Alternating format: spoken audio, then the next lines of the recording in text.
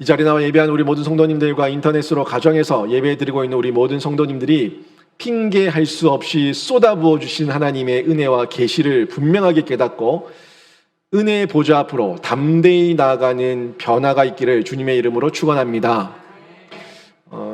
죄를 알고 범하는 사람이 있고 죄를 모르고 범하는 사람이 있습니다. 여러분 어떠십니까? 여러분 죄를 알고 범할 때가 많습니까? 모르고 범할 때가 많습니까? 죄라는 거는 아는데 순간 통제가 안 돼가지고 범하죠. 누구한테 핑계할 거예요? 누가 잘못했어요? 하나님 잘못했어요? 내가 잘못했어요?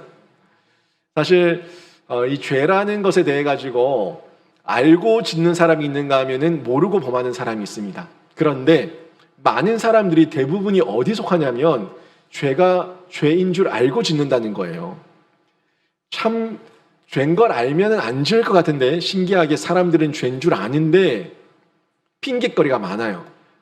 안 되는 거 어쩌라고 못 참겠는데 어쩌라고 뭐 이렇게 얘기하는데 항상 핑계거리를 대면서 죄인 줄 아는데 죄를 범하는 경우들이 훨씬 더 많다는 겁니다. 그리스도인들 중에 법조인들이 많이 있죠. 한 변호사인 분과 이야기를 나눈 적이 있는데 그분이 하는 이야기가 자기는 변호할 때 죄 짓는 마음이 들 때가 너무 많다는 거예요. 왜 그렇습니까? 라고 얘기했더니 분명히 자기가 봤을 때 죄가 맞는데 그 사람을 죄 없다고 변호해 줘야 되니까 그게 너무 힘들다는 거예요. 그리고 죄를 지은 것을 어쩔 수 없이 지었다. 어쩔 수 없는 상황이라서 죄를 지은 거니까 좀 감형해 달라. 그리고 이 사람이 상황이 이렇고 환경이 이랬고 핑계를 늘어나야 되니까 죄는 죄인데 분명히 죄는 죄인데 그 죄에 대한 핑계를 본인이 대신해서 늘어나야 되니까 거기에 대해 가지고 마음이 불편할 때가 있다고 얘기를 하더라고요.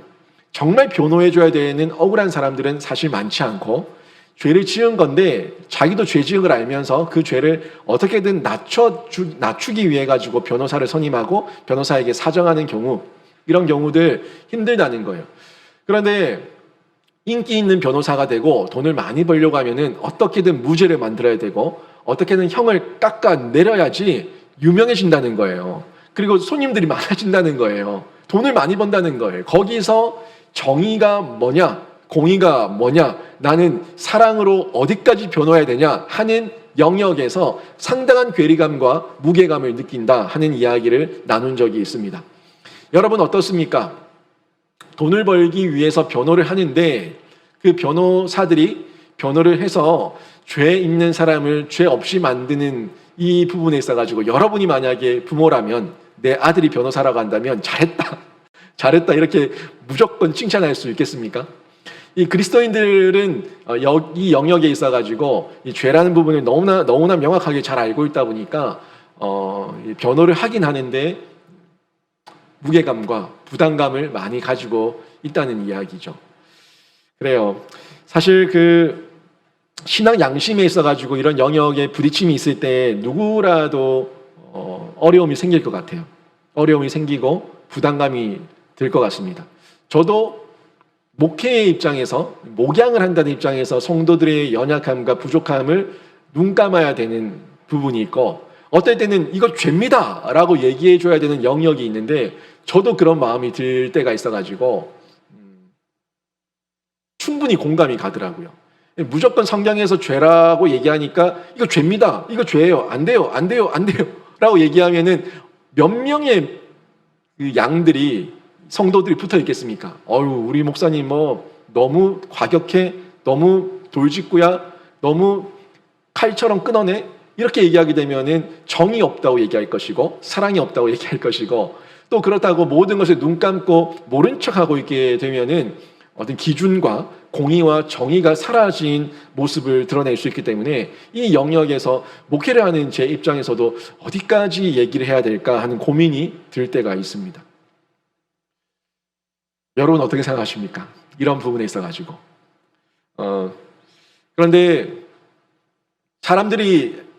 많은 사람들이 자기가 죄인 걸 알면서 죄를 짓는 사람이 더 많다고 얘기했잖아요. 성도들도 그래요. 이거 이렇게 하면 안 된다는 걸 알면서 하는 사람들이 많아요. 근데 그거를 다 지적하기 시작하면은 한도 끝도 없다 보니까 못하는 경우들이 많이 생기는데, 이 부분에서도 저도 고민이 되고 어려움이 생기는 부분이 있다는 거죠. 오늘 본문이 이 내용에 대해 가지고 저희에게 생각할 수 있는 부분, 또 적용하고 교훈할 수 있는 부분을 분명하게 전해주고 있습니다. 어떻든 우리는 핑계를 대거든요. 어떻든 이래서 그런 거지 왜 몰라줍니까? 내가 어쩔 수 없이 그런 거지 왜 이해 못 해줍니까?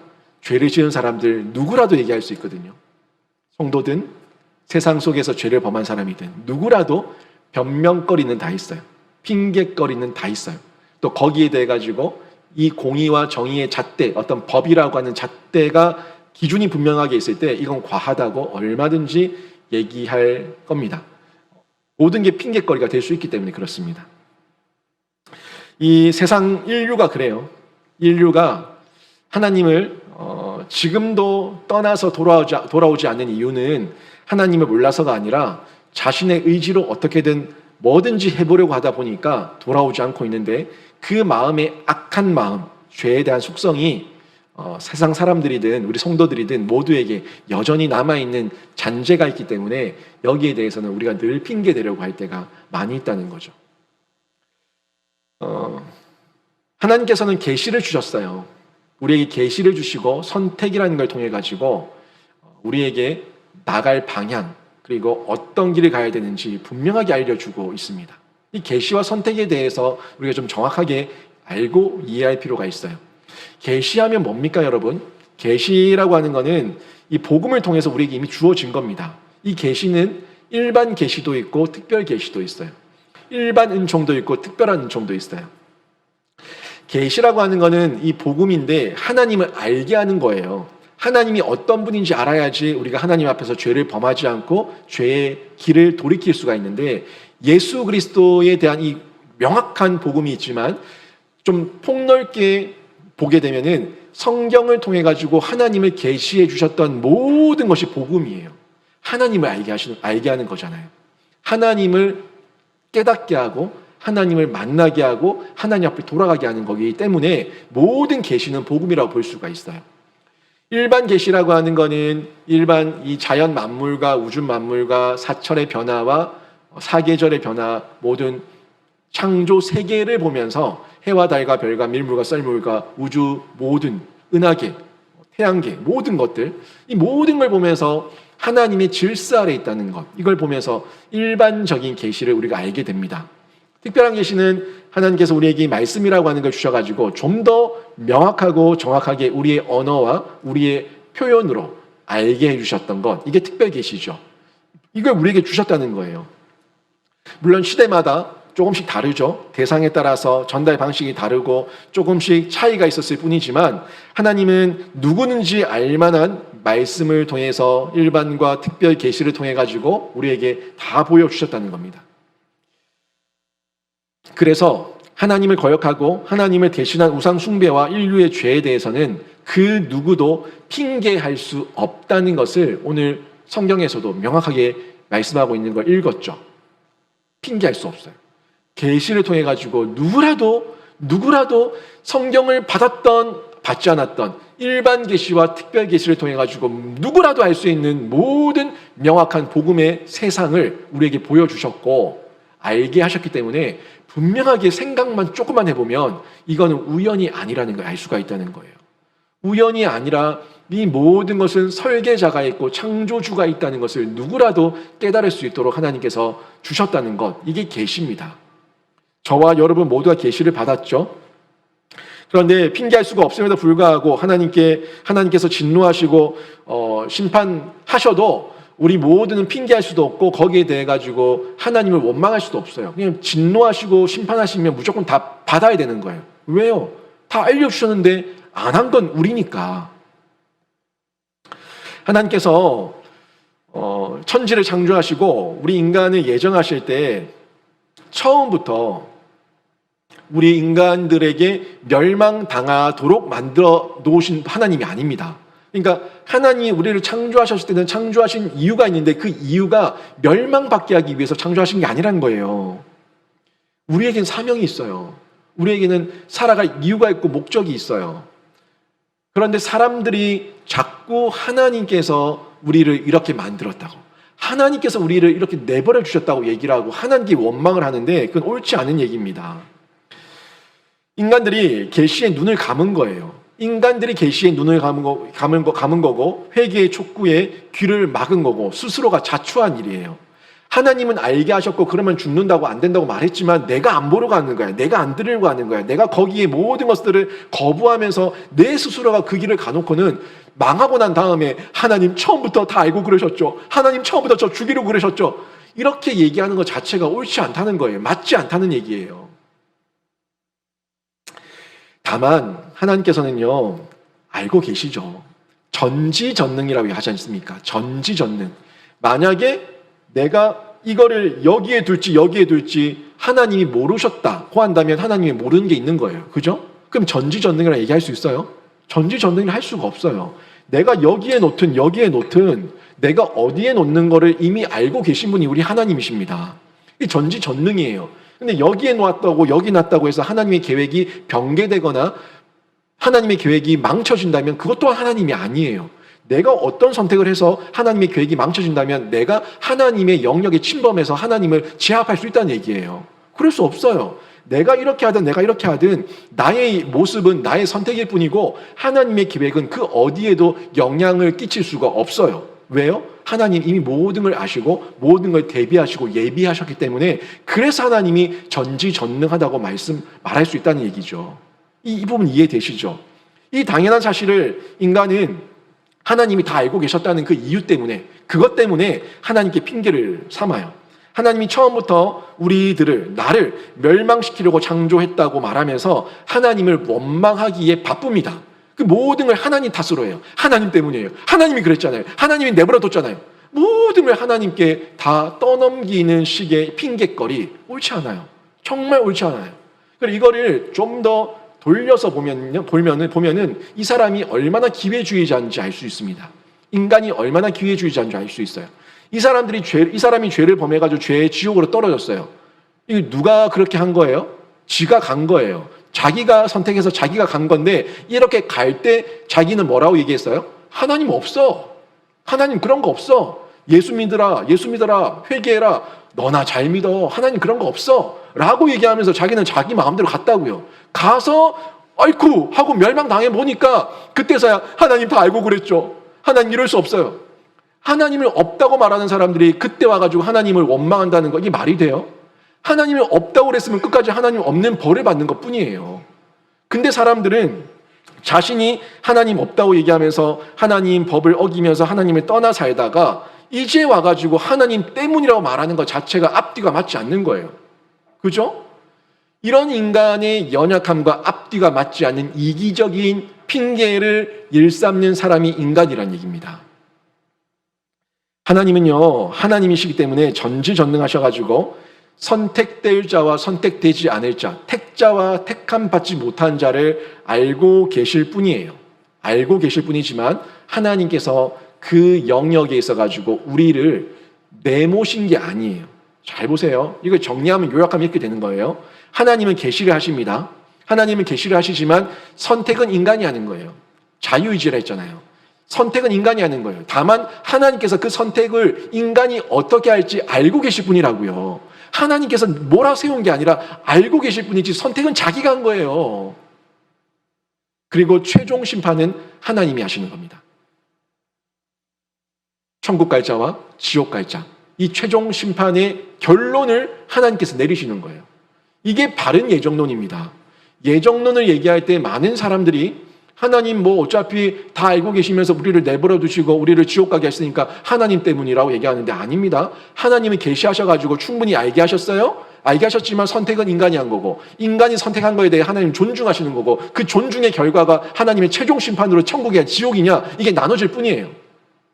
이게 바른 예정론이에요. 또한 그 가운데서 하나님께서는요 어떻게 하셨습니까?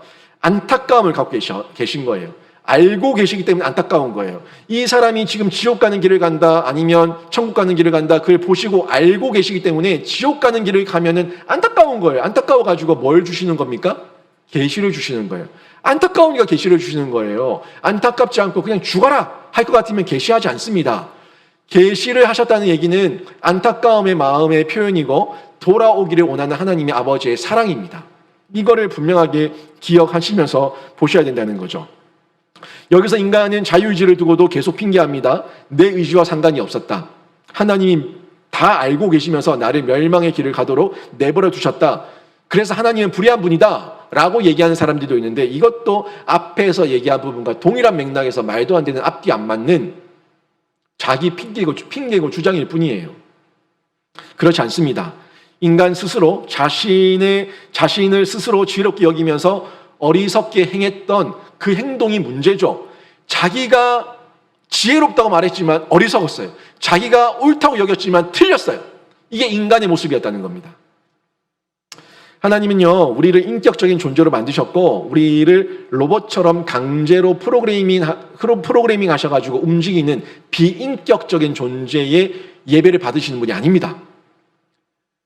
인격적인 존재의 인간이에요. 우리는 로봇가 아니라고요. 로봇가 아닌데 우리는 자꾸 로봇처럼 움직여지기를 바라는 습성이 있어요.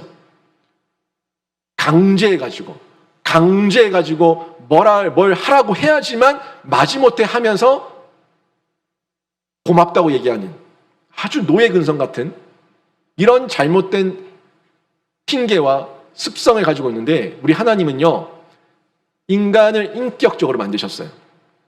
인격적으로 만드셔가지고 진심에서 우러나오는 하나님께 올려드리는 예배와 찬양과 기도를 원하고 계십니다. 기계적인 찬양과 예배, 그거는요, 의미 없는 외침이고 소리고, 소리나는 꽹가리, 그냥 시끄러운 소리밖에 안 돼요. 형식적인 외침밖에 안 돼요. 소리나는 구리와 울리는 꽹가리, 전혀 기뻐하지 않습니다. 의미 없는 외침이에요. 하나님은 우리의 인격이 동의하는 가운데 기쁨과 감사함으로 자원해가지고 헌신해서 드리는 예배, 헌신해서 드리는 예물, 헌신해서 드리는 시간과 기도와 마음을 받기를 원하신다는 겁니다. 이걸 못할 때, 형식적으로 빠져들게 될 때, 제가 지난주에 강하게 얘기했었던 외식하는 서기관들과 바리새인들이 되는 거예요. 외식하는 거예요. 형식에 빠져가지고 마음은 없이 껍데기처럼 그냥 로봇처럼 움직이고 있는 거예요. 이거 하나님 받으시는 게 아니에요. 마음에서 우러나야죠. 자기 희생이 있어야죠. 자기 포기가 있어야죠. 자기 십자가가 있어야죠. 이걸 통해 가지고 하나님 앞에 헌신된 각오로 제 것을 포기하고 하나님을 선택합니다 하는 그 마음의 진심을 원하고 있다는 것을 볼 수가 있습니다. 여러분의 예배가 지성으로 드리는 예배로 드려지고 있습니까? 지금 코로나 시국 가운데 여러모로 저희가 예배에 많은 침해를 받고 있는데, 이 예배를 드리시면서 인터넷으로 드리는 예배, 이 예배가 여러분의 편리에 의한 예배로 전락하기 시작한다면 그때부터는 더 이상 예배가 아니에요. 어쩔 수 없는 상황 가운데, 정말 어쩔 수 없는 상황 가운데 하나님이 주신 이 인터넷이라고 하는 이 과학 문명의 기술을 통해 가지고 저희가 화상으로 예배 드릴 수도 있습니다만은, 이것이 이제 마음이 괜찮네, 편하네, 쉽네 라는 인간의 편리가 들어가기 시작하면 그때부터는 예배가 아니라는 겁니다. 그 예배의 모습은 자신의 행동과 준비를 통해서 충분히 드러나거든요. 내가 어떤 복장을 가지고 예배 드리고 있는가, 내가 지금 주변을 어떻게 정돈하고 예배 드리고 있는가, 여러 가지 모습을 통해 가지고 내 예배가 지금 편리에 젖어 있는 예배인지 아니면 하나님 앞에 지성으로 진정으로 드리는 예배인지 분별이 된다는 거예요. 이런 면에서 우리 모습들이 얼마나 쉽게 썩어지고 이익과 편리에 젖어드는가 하는 부분을 확인해 보면서 주의를 가져야 되고 경각심을 가져야 된다는 겁니다. 이 가운데 하나님의 진노와 사랑이 있습니다. 하나님의 진노와 사랑이 있는데, 이 부분은 너무나 다른 것 같지만 오늘 말씀을 잘 들어보시면은 너무나 깊은 하나님의 사랑이라는 걸 확인할 수가 있을 거예요. 복음은요, 분명 하나님의 사랑의 소식이고 용서의 소식이에요. 복음은 하나님께서 너를 사랑한다는 사랑의 메시지입니다. 그리고 나를 용서하신다는 용서의 메시지입니다. 사랑과 용서가 들어있죠.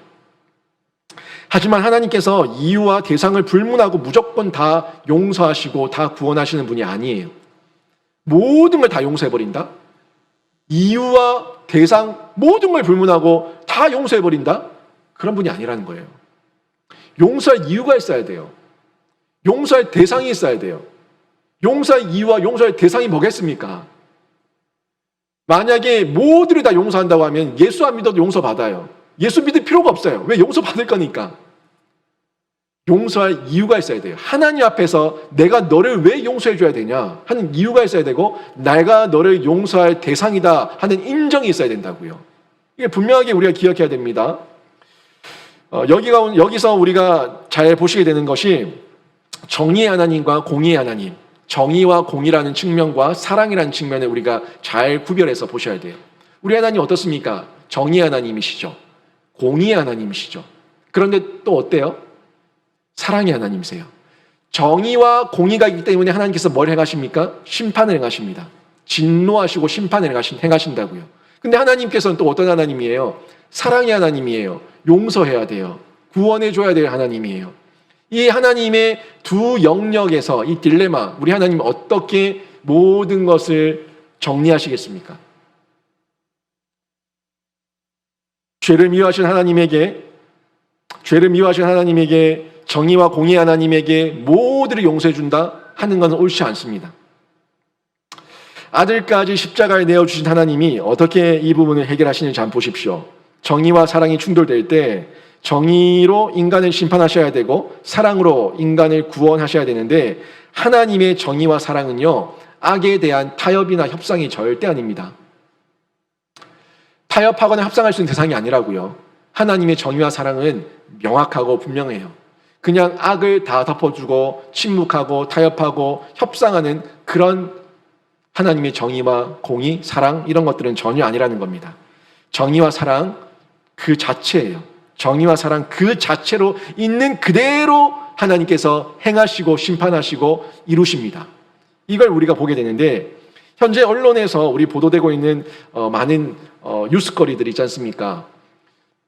법무부 장관의 그 아들 군 특혜 사건, 이 부분들도 보게 되는데, 여러분, 정의로워야 될 사법기관 수장이, 가장 정의로워야 될 사법기관과 정보기관의 수장이 빗나간 자녀 사랑을 그렇게 행동하고 감추는 것, 이게 정말 사랑일까요? 세상에서 말하는 사랑이라면은 그게 사랑일 거예요. 근데 우리 하나님은 그런 사랑이 아니라고요. 있는 것을 없다고 얘기하고 없는 것을 있다고 얘기하면서 타협하고 협상하고 덮어 씌우는 그런 사랑이 아니라는 얘기입니다. 명백한 사랑이에요. 분명한 사랑이에요. 완전한 해결을 이루시는 사랑이에요. 그 사랑이 우리 하나님의 사랑이기 때문에 인간이 흉내내는 그런 사랑, 아주 더럽고 추잡한 그런 사랑의 흉내하고는 비교할 수가 없는 사랑이 우리 하나님의 사랑인 줄로 믿습니다. 이 사랑을 우리 하나님께서 보이고 계시는데, 여러분, 공의와 정의는요, 하나님의 참 사랑 안에서 배워야지 뭐가 공의고 정의인지 얘기할 수 있어요. 지금 이 대한민국에서는 그 누구도 공의와 정의에 대해서 떳떳할 사람 아무도 없을 것 같아요. 공의와 정의에 대해 가지고 말할 자격 있는 사람이 없는 것 같아요. 하나님에게서 배우지 않았기 때문에 그렇습니다. 하나님의 사랑 안에서 그 공의와 정의가 뭔지 배우지 않았기 때문에 다 빗나갔어요. 다 빗나갔고, 자기들 앞에서 자기들에게 이기면 정의고 공의고, 세상 사람들 다 무시해버리고 나한테만 오르면 정의예요, 공의예요. 다 포장해버려요. 다 덮어버려요. 모든 감춰버립니다. 이게 무슨 정의고 공의고 사랑을 얘기할 수 있어요? 진짜 공의와 정의는요, 하나님의 참 사랑에서 배워야 되는 줄로 믿습니다. 그 사랑을 알아야 돼요. 자기 아들을 내어주면서까지 우리를 구원하신 사랑이에요. 그러면서 정의와 공의를 실천하는 사랑이에요. 이 사랑을 봐야지만 진짜 참 사랑이 뭔지 알 수가 있다는 겁니다. 하나님은 우리를 사랑하셔가지고 사랑을 베푸십니다. 그런데 한번 생각해봐요. 하나님께서 우리를 사랑하시는데 우리 성도들을 뭐라고 얘기해요? 신부라고 얘기하지 않습니까? 순결한 신부, 우리 그리스도인들 성도들 신부란 신부라고 얘기하는데, 순결한 신부라고 얘기하는데, 여러분, 만약에 신부가 외도를 했습니다. 결혼을 앞두고 있는, 혼인잔치를 앞두고 있는 신부가 딴 집에 가가지고 못된 짓을 하고 있어요. 이게 가한 얘기입니까? 만약에 그 신랑이 이 사실을 알았어요. 이 사실을 알았다면 어떻게 해야겠습니까? 아이고 잘 놀다 오세요. 이렇게 얘기하는 게 맞아요? 어떻게 해야 될까요? 질투해야 됩니다. 화가 나야 됩니다. 분노해야 됩니다. 그래, 그게 사랑이에요. 만약에 내 신부가, 결혼을 앞두고 있는 내 신부가 다른 데 가서 외도를 하고 있는데, 그런데도 이 신랑의 마음에 질투가 일어나지 않고 마음에 분노가 일어나지 않는다면은 그건 사랑 아니에요. 사랑하지 않는 거예요. 사랑하면은 질투와 분노가 일어나는 거예요. 그래서 우리 하나님이 성경에서 질투하는 하나님이라고 분명히 얘기하고 있지 않습니까? 질투하는 하나님이시라고요. 왜 질투합니까? 내 신부가 우상에게 절하고 있고 우상에게 신접하고 있으니까 그걸 보고 하나님께서 분노하신다고 얘기하고 질투한다고 얘기하는 거예요. 우리 하나님 사랑의 하나님이에요. 인내의 하나님이에요. 공의와 정의의 하나님이에요. 그 사랑이 아무리 많아도 내 신부가 외도하고 있는데 질투가 안 난다? 그게 사랑이라고 얘기할 수 있어요? 상식적으로도 생각이 안 되는 거예요. 사랑하면은 내 남편이, 내 아내가, 내 사랑하는 신부가 엉뚱한 짓 하고 있고 외도하고 있으면 질투해야 된다고요. 막아 세워야 된다고요. 그게 사랑이라고요. 사랑하기 때문에 막아 세우는 거예요. 사랑하기 때문에 돌이키는 거예요. 사랑하기 때문에 안 된다고 얘기하는 거예요. 당연한 거 아닙니까? 당연한 사랑의 표현입니다. 질투와 진노 없는 사랑은요, 참 사랑이 아닙니다. 그래서 그 죄값을 해결하기 위해서 아들 예수님의 죽음을 허락한 것은요, 우리 죄에 대한 하나님의 진노예요. 아들을 죽였다고요. 왜 죽여요? 멀쩡한 우리 아들을, 멀쩡한 내 아들을, 내 사랑하는 독생자 아들을 왜 죽여요? 우리 죄에 대한 진노의 표현입니다. 그 진노 때문에 그 아들 독생자를 죽이신 거예요. 그런데 아들 예수님의 죽음을 통해 가지고 우리를 대속하십니다. 아들 예수님의 죽음을 통해 가지고 우리를 대속하시는데 그 대속은 뭡니까? 하나님의 사랑이에요. 하나님의 사랑이라고요. 여러분, 죄에 대한 진노가 없었다면요, 아들의 죽음도 없습니다. 진노는 사랑하기 때문에 진노한 겁니다. 사랑하기 때문에 진노했고 그 진노 때문에 아들을 내어주는 하나님의 사랑을 행하시고 베푸신 거고 그 아들의 죽음을 통해 가지고 우리의 죄를 대속하신 거예요. 나를 향한 사랑이 없었다면요, 아들의 죽음도 없었습니다. 나를 사랑했기 때문에 아들을 내어주신 거예요. 이 두 문장이 하나님의 공의와 정의, 진노와 그 사랑에 대해 가지고 아주 잘 얘기해 줄 수 있는 표현이라고 생각이 되는데, 여러분, 여러분의 모습 가운데 하나님에 대한 진노, 하나님의 공의와 이 사랑에 대해 가지고 잘못 이해하신 게 있습니까? 진노와 사랑, 이 모든 거는요, 하나님의 사랑에 기인한 거고 하나님의 공의와 정의 또한 하나님의 사랑에 기인한 것인 줄로 믿습니다. 사랑하면은 정의로워야 되는 거예요. 사랑하면 공의로워야 되는 거고, 사랑하면은 거기에 대한 죄값을 명확하게 셈해야 되는 거예요. 그런데 무지한 인간들은요, 사랑에 기인한 진노의 메시지를 몰라가지고 하나님의 음성 듣기를 계속해서 거부하고 있는 겁니다. 이 가운데 이 복음과 심판에 대해서 저희가 한 번 더 생각하게 되는데요, 항상 심판 이전에는 회개의 촉구가 있습니다. 우리 하나님 결코 갑작스럽게 심판하시는 분 아닙니다. 심판하시기 전에는 언제든지 회개의 촉구가 있었고 잘못에 대한 지적이 늘 있었습니다. 아니라고 반복해서 깨닫게 하시고 알게 하시는 하나님의 사인이 있다고요. 사랑하기 때문에 그렇게 하시는 겁니다. 그런데 생각해 보세요. 사랑하지 않는다면 어떻게 하면 됩니까? 사랑하지 않으면 그냥 죽이면 끝나요. 사랑하지 않으면 그냥 쓸어버리면 끝난다고요. 사랑하니까 아니라고 얘기하고, 사랑하니까 다독거리고, 사랑하니까 선지자를 보내고, 사랑하니까 막아 세우는 겁니다. 사랑하지 않으면 그냥 죽여버리고 끝내버리면 된다고요. 다 치아라, 없애라, 그러면 끝나요. 왜 우리 하나님 일반 은총을 통해 가지고, 특별 은총을 통해 가지고, 이 계시를 통해 가지고 끊임없이 우리에게 두들기실까요? 사랑하기 때문이라고요.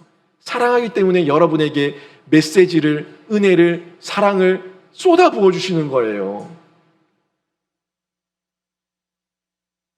사랑하기에 구원의 길로 초대가 있었습니다. 그런데 인간은 자신의 죄가 사형에 해당한다는 것을 알면서도 그 초대를 거부합니다. 거짓으로 자꾸 숨기려고 하고 거짓에 거짓을 더 만들고 거짓을 숨기기 위해서 또 거짓을 만들고 그 거짓을 숨기기 위해서 더 큰 거짓을 만들어내면서 계속해서 결국에 드러날 거짓말만 만들어내고 있는 것을 볼 수가 있는 겁니다. 피조물을 창조주 하나님보다 더 의지하는 거예요. 내 지혜와 내 거짓말로 진실을 덮을 수 있다고 생각하는 거예요. 그럼에도 불구하고 하나님은 사랑과 자비와 오래 참으심으로 즉각 그들을 제거하지 않으시고 우선 그들을 하고 싶은 대로 내버려 두실 때도 있습니다. 그런데 여러분, 이 내버려 두시는 것도 하나님의 은혜고 하나님의 사랑인 줄로 믿습니다. 오늘 말씀 한번 잘 보십시오. 24절에 더러움에 내버려 두십니다. 26절에 부끄러움에 내버려 두시고 28절에 상실한 마음에 내버려 두십니다. 왜 내버려 두실까요? 제가 얘기했죠. 끝났으면 쓸어버리면 된다고요. 끝났으면 쓸어버리면 되고 끝났으면 덮어버리면 되고 끝났으면 죽여버리면 된다고 얘기했잖아요. 내버려 두시는 것도 하나님의 인내고 기다림인 줄로 믿습니다. 기다리시는 거예요. 심판을 유보하시면서 돌아올 기회를 주시는 사랑이에요. 그런데 역시 깨닫지 못한 인간들은 마음을 바꾸지 않을 뿐만 아니라 더 많은 악을 만들어내고 있는 것을 볼 수가 있어요. 하나님께서 인내하고 있습니다. 기다리고 있다고요. 심판을 유보하고 있다고요. 심판이 임하면 끝났어요. 끝난 거라고요. 제가 이 코로나 시국 가운데 한국의 이 어려운 정세 가운데 제가 여러분에게 계속해서 희망을 던지는 메시지 아닙니까? 끝날 때까지 끝난 거 아니라고. 끝날 때까지 끝난 거 아니라고 제가 계속해서 말하지 않습니까? 하나님이 지금 우리를 내버려 두신 것 같아도 지금 내버려 두신 것 같아도 이 내버려 두심도 하나님께서 한국교회와 목회자들과 성도들이 깨어나서 돌이켜서 하나님 앞에 돌아오기를 원하시고 기다리시는 사랑에 기인한 건 줄로 믿습니다. 인내하고 있는 거예요. 인내하고 있는 거예요. 인내 가운데 우리가 반응해야 되는 거예요. 이 인내 가운데 우리가 깨닫고 돌아가면 되는 거예요. 자기만이 아니라 우리 모든 가족들과 우리 모든 주변 사람들까지도 다 주님께로 이끌 수 있도록 가야 돼요. 돌이켜야 돼요. 그걸 못하면은 나도 천국문 못 들어가고 다른 사람들도 천국문 못 들어가도록 막아 세우는 같이 멸망으로 뛰어들게 하는 이런 어리석음에 속아 넘어갈 수가 있습니다. 여러분, 분별하셔야 돼요. 악행과 죽음과 두려움으로 계속 우리를 몰아세우면서 우리를 코너로 몰고 가는데 이 가운데 분별하십시오. 내가 뭘 선택해야 되고 내가 어디로 돌아서야 되는지 생각하시면서 분별하시기를 바랍니다. 결국 인간의 하나님 없는 문화는요, 하나님을 거부하는 문화고 하나님의 심판을 받는 원인과 이유가 되는 거예요. 인간 문화 쫓아가다가 인간 문화 따라가다가 결국에는 우리가 심판을 받고 그 원인과 이유 딴 데 있는 것이 아니라 내가 세상 따라간 거기서 다 찾을 수 있는 겁니다. 그리고 그 결과는 세 가지로 요약이 됩니다. 인간들의 죄악의 결과는 이렇게 세 가지로 나타날 건데 인간 내면이 파괴됩니다. 내 내면이 파괴될 거예요. 첫 번째입니다.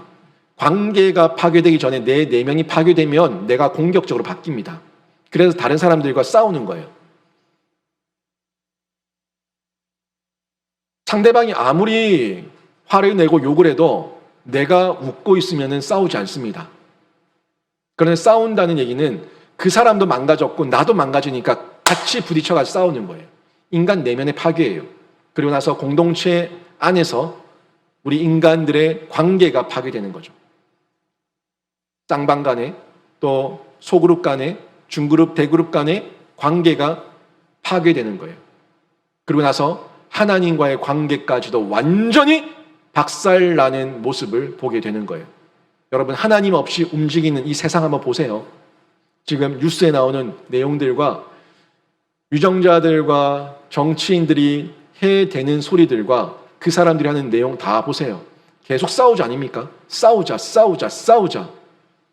계속 영웅을 만들어내고 적폐를 만들어내요. 계속 싸우자예요.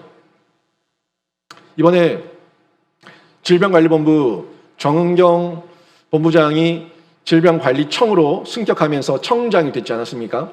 그 청장이 될 때 이 문재인 대통령이 그 현장에 직접 임명장 들고 갔죠. 가서 뭐라고 얘기했는지 기억나세요? K방역의 영웅 정경 씨라고 높이 치켜 세웠습니다. K방역의 영웅이 만들어졌어요. 그런데 진짜 영웅입니까? 진짜 현장에서 뛰고 있는 사람들은 의료진들입니다. 의료진들이 영웅이에요. 모두가 함께 수고하고 있어요. 한 명의 영웅을 만들어냈습니다.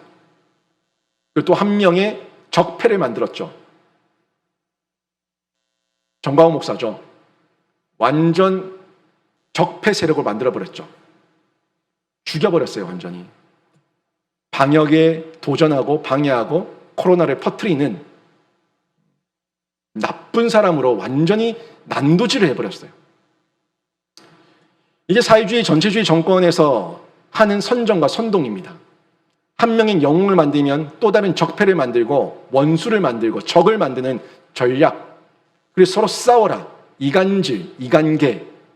계속해서 나누고 나눠서 싸우고 물어뜯게 하는, 그리고 그 싸움 가운데 한 명의 권력자가 중재하는 듯하게 등장해서 길들이는 것. 국민들을 길들이는 거예요. 그 전략에 지금 한국이 놀아나고 있는 걸 저는 봅니다. 인간 내면의 파괴, 성경에서 어떻게 나오는지 볼까요? 인간 내면의 파괴는 이렇게 나타납니다. 29절, 불의합니다. 추악합니다. 탐욕스럽습니다. 악입니다. 이 모든 것이 죄의 주관 속에서 인간 내면이 파괴된 죄의 모습이에요. 공동체의 인간관계의 파괴 어떻게 나타납니까? 시기합니다. 살인합니다. 분쟁합니다. 사기칩니다. 악독합니다. 수군수군합니다. 그리고 비방합니다. 우매하게 만듭니다. 신의가 없는 자로 만듭니다. 무정한 자로 만듭니다. 무자비한 자로 만듭니다. 부모를 거역하는 자로 만듭니다. 이게 죄가 우리 안에 들어와서 공동체의 인간관계를 파괴하는 내용이에요. 뉴스 보셨습니까? 지난주에 모녀가 싸웠습니다. 모녀는 자가격리 중이었습니다. 자가격리 8일째였는데 중학교 2학년 아이와 엄마가 심하게 싸워가지고 엄마가 너무 화가 난 나머지 대문을 열고 밖으로 나가버렸어요. 그랬더니 이 중2 여자아이가 문을 걸어 잠궈버립니다. 문을 걸어 잠궈버리고 전화기를 들고 112에 신고합니다. 자가격리 중인 엄마가 집을 나갔어요. 뉴스 보셨어요? 엄마가 밖에서 아무리 문을 두들겨도 문 안 열어줍니다. 나중에 시청 공무원과 경찰이 출동해서 그들이 문을 두들겨도 문 안 열어줘요. 문 밖에서 설득해가지고 문을 열고 그 엄마가 집 안으로 들어갔어요. 여러분, 요즘 시대입니다. 자녀가 엄마를 경찰에 신고하는 시대. 자기의 분노 표현을 엄마를 자가격리 위반자로 신고하는 시대. 신고하면 상 준다. 그렇게 길들여지다 보니까 우리 아이들이 이제 엄마까지도 신고한다고요. 그런 시대로 흐르고 있는 걸 보고 계십니까? 인간 관계가 파괴되고 인간 공동체가 파괴되고 있는 겁니다. 하나님과의 관계 파괴 보십시오. 30절에 나오는데 하나님께서 미워하시는 자예요. 능력과 교만과 자랑과 악을 도모하는 자입니다. 이 모든 모습을 통해 가지고 내 내면이 파괴되고 우리 인간 관계 공동체가 파괴되고 하나님과의 관계가 박살이 나는, 그리고 결국엔 지옥불에 떨어지게 되는 이 결국이 우리에게 보여지고 있는데, 그런데도 돌이키지 않고 하나님 핑계대고 있을 겁니까? 핑계댈 수 없다고요. 여러분, 세상 따라가지 마세요. 세상은 여러분 자녀를 망치는 데 능합니다. 여러분 심령을 더럽히는 데 능합니다. 우리 모두를 분열시키는 데 능합니다. 그 계략을 지금 정치하는 사람들이 쓰고 있습니다. 거기에 현혹되지 마시고 좌로나 우로나 치우치지 마시고 하나님 말씀에서 분별하시면서 하나님의 바른 길 걸어가는 성도들 되시기를 바랍니다. 걸어가셔야 된다고요. 이 모든 걸 통해 가지고 십계명이 다 무너지고 있는 거 보이지 않습니까? 십계명의 가장 큰 기둥, 하나님 사랑과 이웃 사랑의 두 기둥을 세상이 우리를 속이면서 우리 안에 세워놓은 그 기둥을 무너뜨리고 있는 걸 보고 있지 않습니까? 하나님도 사랑하지 않고 이웃도 내팽겨쳐 버리고 내 이익을 위해서는 뭐든지 다 버릴 수 있는, 내 부모까지도 신고해버리고 버릴 수 있는 이런 세상이 그렇게 몰아세우고 있다고요. 여러분, 하나님의 진노와 심판은요, 하나님의 변덕의 결과가 아닙니다. 하나님은 하나님을 알만한 것, 그리고 하나님께서 우리들의 죄를 알만한 것, 그 모든 것을 계시를 통해 가지고 보내주셨고 보여주셨고 알게 하셨지만 무지하고 완악한 우리 인간들이 받지 않았다는 것, 명백하고 분명한데 여러분 핑계하지 마시기를 바랍니다. 여러분이 예배하지 않고, 여러분이 하나님 앞에 순종하지 않고, 여러분의 신앙 가운데 믿음에 도전하지 않는 것은 하나님께서 여러분 가운데 마음을 주지 않는 것이 아니라 여러분이 거기에 눈을 닫고 귀를 닫고 내 마음을 닫고 있으니까 거기에 대한 반응이 없는 거예요. 그럼 왜 자꾸 하나님 핑계를 댑니까? 이제껏 인간은 갖은 수단을 다 동원해가지고 자신의 행동을 정당화하면서 스스로 속여왔습니다. 하나님을 속이고 자신을 속여왔다고요. 스스로 하나님의 진노와 심판을 스스로 부른 거라는 것, 이거는 절대 부인할 수 없는 명백한 사실입니다. 하지만 여러분, 기다림에도 끝이 있어요. 우리 하나님, 인자가 무궁무진한 하나님이시지만 세상의 끝이 있듯이, 이 세상 날의 끝이 있듯이 하나님의 심판의 때가 있고 하나님의 인내의 마지막 때가 있다는 걸 기억하십시오. 영원하지 않습니다. 여러분의 인생이 영원하지 않고 우리들의 이 세상 나라가 영원하지 않고 모든 것이 영원하지 않아요. 끝이 있다고요. 끝을 바라보세요. 마지막이 있다고요. 우리가 하나님을 사랑할 수 있는 시간, 지금 우리에게 주어진 자유의지와 선택의 여지가 있는 지금 시간이에요. 맞아요. 하지만 이것도 끝이 있다고요. 우리가 하나님을 내가 자원해서 선택할 수 있는, 사랑할 수 있는 그 시간이 마지막이 있다고요. 선택의 끝 시간이 오기 전에 더더욱 지금 선택하시고 뛰어드셔가지고 하나님의 사랑을 끝까지 사수하시면서, 신앙 사수하시면서 믿음을 지키시는 귀한 성도들 다 되시기를 바랍니다. 오늘 말씀 정리하면 이거예요. 여러분, 계시를 받았으니까 이제 바른 선택하시면 됩니다. 계시 받았습니다. 일반 계시와 특별 계시 여러분 다 받았습니다. 받았으니까 보고 듣고 알고 깨달은 대로 이제 선택하면 됩니다. 여러분의 선택이에요. 그리고 사랑에 기인한 정의와 진노를 분별하시기를 바랍니다. 사랑에 기인했어요. 사랑입니다. 하나님의 공의와 정의와 진노, 그 모든 것, 지금 나에게 주시는 약간의 채찍도 그 모든 것도 버리신 것이 아니라 사랑에 기인했다는 거 기억하십시오. 여러분, 끝날 때까지 끝난 거 아닙니다. 끝날 때까지 끝난 거 아니에요. 포기하지 마세요. 포기하지 마시고 나에게 호흡이 붙어있고 생명이 붙어있고 하나님이 부를 수 있는 내 입술과 내 마음이 있다면 그때까지 하나님의 사랑은 지금도 이어지고 있다는 것을 믿으시고 하나님의 이름을, 예수의 이름을 부르시기를 바랍니다. 그리고 핑계 말고 복음 앞에 반응하십시오. 핑계하지 마시고 복음 앞에 반응하십시오. 하시면 됩니다. 마음을 여시고 반응하시는 거예요. 감격하면 같이 기뻐하시고, 마음에 죄가 보이면은 아파하시고 같이 우시고 입술을 열어서, 내 입술을 열어서 내 마음을 열어서 하나님 앞에 쏟아내세요. 그게 반응입니다. 어렵게 생각하는 거 아닙니다. 그냥 하나님 이름 부르고 내 죄 고백하고 하나님 앞에 뒹구는 거예요. 우리가 할 수 있는 고백 아닙니까? 그 예배의 자리, 그 기도의 자리, 그 찬양의 자리 우리가 사수하는 겁니다. 여러분, 하나님을 보고 하나님을 알고 체험하고 은혜의 보좌 앞으로 나가십시오.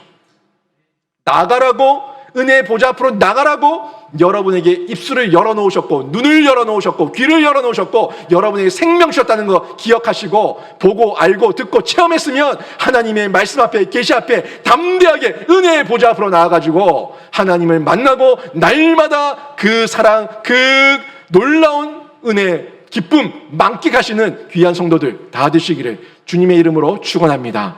아멘.